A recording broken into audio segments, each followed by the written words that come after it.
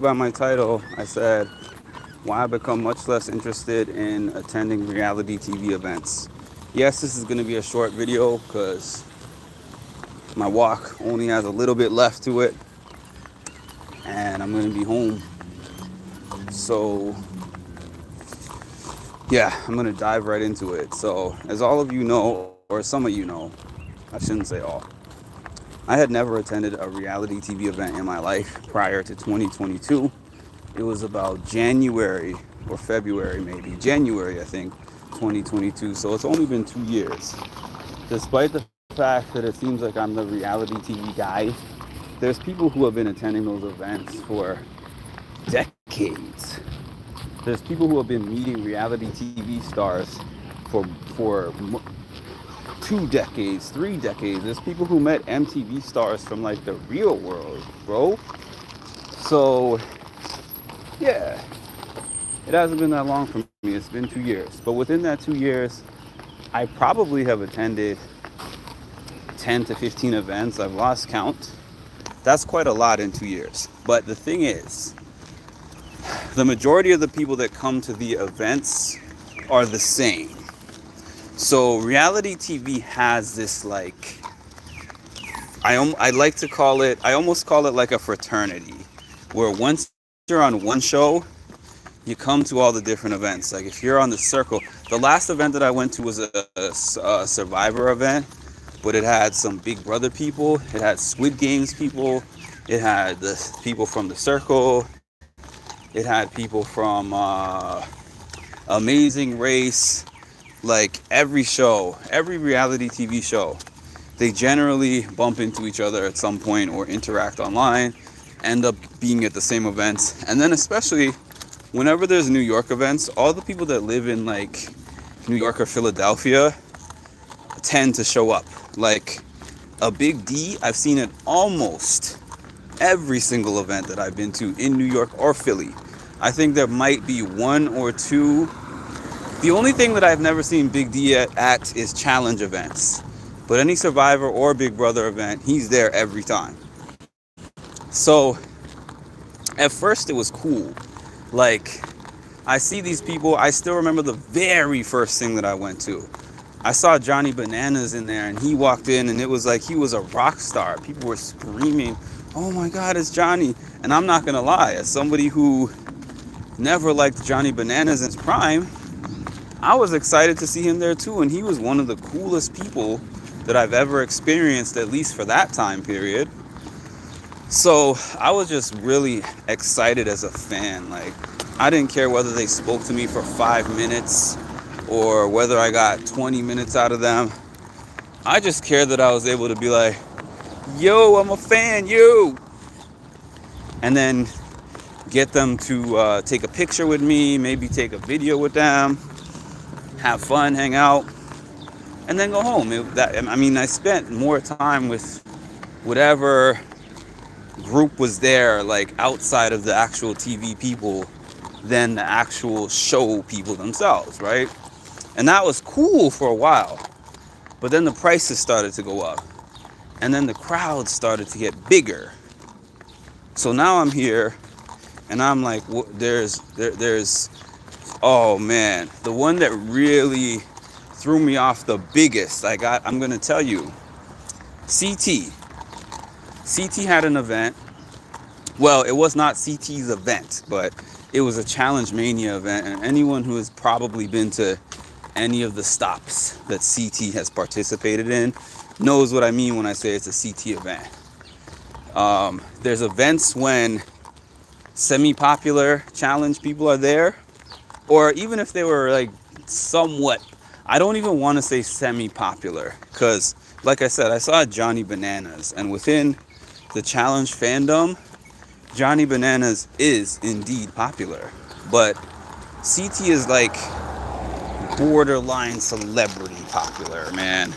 Those fans go rabid and crazy for him. So I remember there was lots of people there that day. I want to say Rachel was there, Sophia was there, Enzo from Big Brother. There was a good 8 to 9 challengers there. right? And Dom from Survivor, like there was a lot of people there. So I remember Scott, who was one of the co-founders of Challenge Mania, was like, hey, if you're here with a friend, I suggest you go around and see everybody else first, and then stand in the CT line, and then have your friends stay in the CT line, and then you go take their place, they go see everyone else, and then you both come back into the CT line. I didn't know what he was talking about because I had been to at least 4 or 5 Challenge Mania events, and even the most popular people, I think I might have stood in a line for like 30 minutes before. Truthfully, Ayana had a huge line. I don't know if it's the biggest one I ever experienced, but it was a huge line. You know, that was after All Stars 2. The cast could have thought whatever the cast thought of her, but the fandom was loving her at that time. So, yeah, so I remember standing in this massive line to CCT. And when I say massive, I think the line opened up at 7 o'clock. I think I did not see him until 10 something. 3 hours of standing in line for one guy. Like I was waiting to see William Shatner at Comic-Con or something. You know what I mean? Like it was that crazy. People pushing and shoving each other. I remember this one point, Scott got on the mic and was like, if any of you don't want to stand in that line and you want to be taken right to the front of the line, we have these $100 zip passes or whatever he called them that you can pay $100 and be brought to the front of the line. Mind you, y'all, the ticket itself to get into the building was probably close to $150. Then you had to get there. People were paying $60 Ubers to get there. I drove over there. I had to pay tolls, the gas that it took me to get there, and the parking, which was about maybe $50 for the night. The whole night,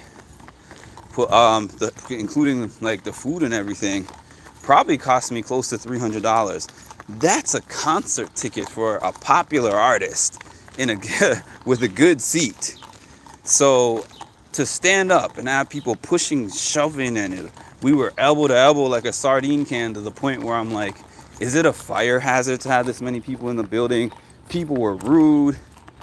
CT has saved the event because I would have complained to the high heavens about this event. I did complain. I mean, I told the hosts that, you know, my experience wasn't that great, but CT himself was so kind and so fun, and he gave everybody their time, which I know did factor into the fact that the line was so long, because he gave you your chance to get out what you had to say. And for me, what I had to say was that I had buried my dad days before this event. Like literally, he was buried on a Sunday, and that event was on the Saturday. He was buried on Monday, as a matter of fact, and the event was on a Saturday. So it was like 5 days later, and he took time to like give me some amazing advice, which is on my page still.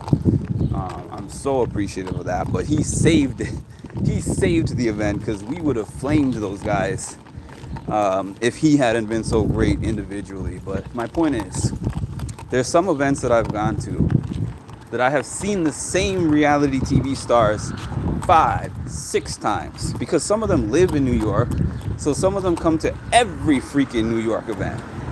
So I'll see them, I'll be like, hey, so and so. They'll look me in the eyes like it's the first time they ever seen me in my life. Either they have that little care as to who I am, or it's just like, who are you? You're just a fan. And listen, I don't expect everyone there to be my best friend. I don't expect everyone to be like, oh, I'm so glad that you're here. But I will tell you, I do expect someone to be like, man, I've seen you at 5, 6 of them. You are a real supporter. Like, you come here, you give your money, and you support. You don't just watch the show, which supports them a little bit, but puts a lot of money in the executive pockets. Like, no, you're here in the trenches talking to everybody. When I come to events too, I don't just come to the events and just, oh, I'm a fan. No, I come and I talk to them and I say, this is what I appreciate about you as a person. I enjoyed seeing this scene. I always come prepared with something more to say than what people usually have to say. Not everybody, because I know some other people kind of do that too, but I always do it. It's not an option. It's not optional for me. I'm either coming to make you laugh, or I'm coming to tell you something that you usually don't hear, uplift you in some way. I'm not one to come and trash people or just be like, hey, let's just party it up. So to not receive any kind of recognition, it's the reason why I'm still prone to keep going to Wendell's Survivor events, because I saw Wendell one time ever, and then I think the next time that I saw him after the first time was maybe like close to a year later. You know what else I got? I got a timeout feature. I got a timeout feature, Lennon Marley.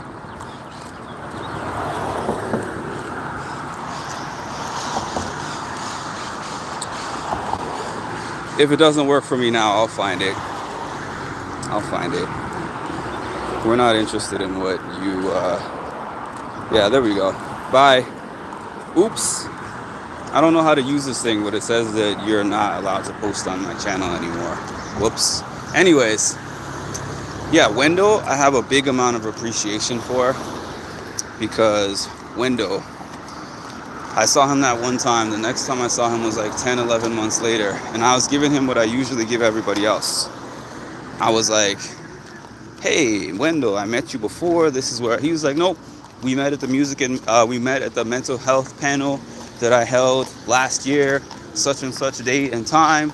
I remember you were there. I remember you asked a question. It was a good question. I snapped a picture of you. I sent it to you in your email. I was like, whoa, because I know Wendell, of all people, he does these like Survivor tours every year where they go all across. He does multiple Survivor tours, so they go all across the country. Sometimes I think they've even gone out of the country, but they go, 6, 7 different states or whatever, 8 different states for these Survivor parties. And he remembered me, and anytime I see him, that's what it's like. And honestly, I've never talked to him about Survivor, because aside from like Googling or YouTubing some of his highlights, I never watched his Survivor season, because I just started watching Survivor like, I don't know, 2021 or 2022 possibly. It was probably more like 2022 is when I first started watching Survivor. I think I attempted it in 2021 and I just didn't like it. By the way, yeah, shout out to Lennon Marley. I appreciate you, because the off season gets kind of boring sometimes, so I need people like that to sharpen my toolkit and make me prepared for when the Big Brother season starts, when there's a lot of Lennon Marleys to jump on here, you know, and especially if it's a time like now when there's no mods on here. That was funny. But anyways, yeah, my love for those things has gone away, because I know that they've really just made me understand, for the most of them, not all, there's a few exceptions, but the majority of them have made me feel like it's really transactional, and in terms of, you could see me 10 times in the event, but if I am not paying for one of your events that I'm coming in to see you at, you would probably walk past me on the sidewalk and say nothing to me. So I remember some people were like, this person is your friend and that person is your friend. Like, they'll tell me Wes is your friend because you've interviewed him a couple of times and you've talked to him about business, and you have had these different, he did this cameo for you, like these different things that he's done. He helped you with a mental health project. Wes has done a lot for me, but we have not really, we've interacted through email outside of the app, outside of the Patreon app, but um, everything that I have done with Wes has been like really business conversations. So like I said, he might appreciate me more than maybe the average fan, and he might have done more for me than he has for the average fan, but that's the relationship. It's still transactional, and there's nothing wrong with that. But I know that for him, I mean, I strongly feel like if I happen to end up at an event that he was at, and I was like, yo, Wes, it's me, Mark, that has been interacting with you for the past 3 to 4 years, he would know exactly who I am, and he would be like, what's up, man? And I'm sure he would make sure that I was acknowledged for my support, because he already does that. He acknowledges me for his support, for my support of him. But the majority of them do not. I don't want to call their names out just because I just don't. I have my reasons that I don't want to call their names out. I might call the names out on my membership page, but I'm not going to do it here. The membership page will get more answers than I will give on here. But even if I do that there, it's not to say that I don't like those people. It's just that I know that they have a separate life. One life where they do business and get money off of the fans, and another life that they live that is, their actual life that they live outside of the show. There was one more thing that I was going to say. Oh, yeah. I think I was going to say I think I was going to say I'm not going to stop going to events yet. But if you guys might not have noticed, but I go to significantly less events, and I don't ask people for interviews anymore, really. I might dust off the whole interview thing during the Big Brother season, who knows. If I come out of retirement for doing interviews, the person who would make me do that is Mimi from BB25, and I said this from last year. She agreed to the interview with me. She said, run it by CBS. I sent my email to CBS with all my questions, with my page, all the information that was required. They never got back to me. She never got back to me.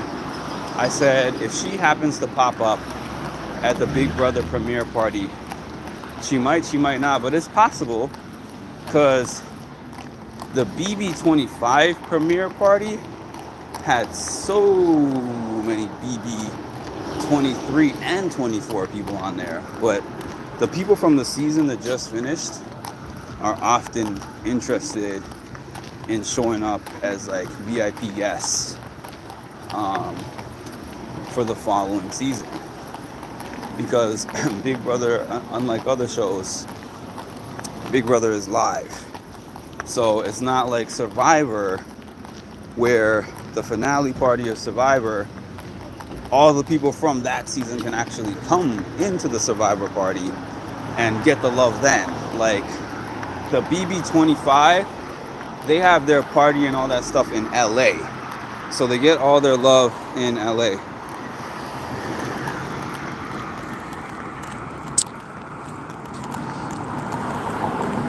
I'm giving that comment a long, hard look, but I'm sorry. That has nothing to do with what I'm talking about. It wasn't rude, but it was spam. So anyways, yeah, like the Big Brother, their whole party and the whole love that they receive and all that kind of stuff is in LA right after the finale. They have like an LA finale party, and then they go to Todrick's house, a lot of them, and then, they party it up over there, but they're not able to actually experience the finale. I guess they get their version of it. They get their Hollywood version of it, but I gotta tell you, I've never been to one of those Hollywood Big Brother finales, but I've heard about them in details from cast members that I'm cool with. I've seen things, I've visually seen things and heard things about those parties, and the LA parties are different than the New York ones. I'm not saying that I'm even involved in everything that goes on in a New York finale party, because I don't even try to get involved with that. I just come there to the actual venue, and they're like, oh yeah, we're going to the after party. I'm like, I don't want to get caught up in none of that. I go to the actual party and then I come home. There might have been a different time in my life where I would be like, yo, it's lit. I went to one after party. That was for a challenge event in Philly. But it wasn't really that big of a deal. It was just like the venue that they were in closed. So they went to a nearby bar. They had music and there was dancing in there. It wasn't anything crazy, but that's not the type of after party that they have in LA from what I've heard. So yeah, I don't feel like super excitement anymore for seeing most of these people. Like, there's a few people that I would be really excited to see. Like, if I were to see Cara Maria in person, I'd be excited. If I were to see Mimi, which I still, fingers crossed, that I hope to get to see her for the Big Brother premiere, I would be excited. Who else? I can't really say that I would be super excited for any of the Survivor players. I mean, one person I said I would be excited for, I saw already, which was Cirie, but I'm not like a Survivor super fan. I've developed an enjoyment for Survivor, but I don't view them the same way as the Big Brother or the challenge people, because I feel like it's less of an investment. So it would probably be a challenge or a Big Brother person that makes me feel hype as a reality TV fan, or somebody from my original shows back in the day. As an example, when I met Dina last year at the Big Brother karaoke premiere thing, Dina from Jersey Shore, even though I only spoke to her for 2 minutes or maybe less, I was like, this is cool. This is somebody I've been following for 20 years that's right here and right now. But aside from it being like a big name or somebody that I super connect with for some reason, I just go and I view it like business, just like they do. Like, just go in there, get my pictures, use it for promotion for my page, tag them, put my captions, talk about whatever brief conversations that I get out of them, and go home. And that's it. That's not to deter anybody who comes as a fan. And you know what? If I didn't have a page, I might not feel that way. Like, if I wasn't trying to promote myself and I wasn't trying to build up my content and everything like that, I might feel okay with just coming with a group of friends. All we're trying to do is like see these people, have some laughs with them, snap a few flicks, and go home. But because of the things that I want to do, I want more in-depth kind of interactions with them. And they don't have to invite me into their personal life. I don't need that. But like a Hannah, I will forever express appreciation, because I just asked her straight up, like, I'm trying to build up my page and I don't have any Big Brother interviews. Oh, I had one. I had Alyssa Lopez at that time. But I told her I only have one interview from Big Brother and I would like another one. And she was just like, let's create a time right now. Locking it into my calendar right now. She showed up. It was personally one of my favorite interviews. But I got a double-digit amount of promises that night, and she was the only follow-through. So shout out to her always. But I don't got anything more to say. Shout out to the the one troll and the one spam person that showed up. It is what it is. Let's be real. And I'm hopping off now. Thanks for joining me. Like, comment, subscribe, hit the notification bell. I am at, let's see, I'm checking my steps. Give me a minute. Let's see if you can see this. Okay, you can't see it. 10,391. Hi, Shanna. And I'll talk to y'all soon.